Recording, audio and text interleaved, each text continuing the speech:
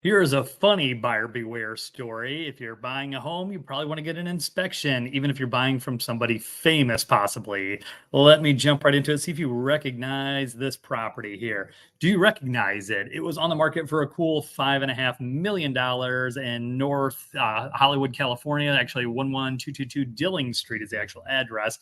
Don't recognize it? How about now? What if this bunch is selling you a home? Is that something? Do you trust them? Do you trust them not to get a home inspection?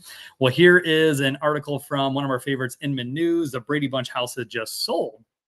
A lady by the name of Tina Tron, I think I'm pronouncing that correctly. So this is one of her finest collections. She's an art collector, obviously has some money to spend. The property was on the market on for $5.5 million. She bought it for a cool $3.2 million just last week. It closed.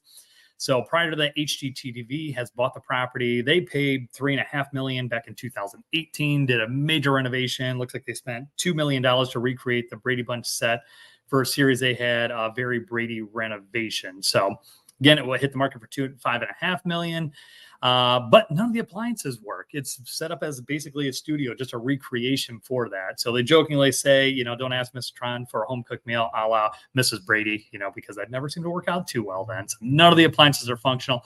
A lot of stuff in the house is not necessarily functional, but the home functionality isn't why she bought it. She bought it because it's a signature piece for her. It's got a great use as far as for charity events and things like that, which she plans on using it for. So if you're not her and you're buying a house, make sure you get your home inspection, because it is always buyer beware.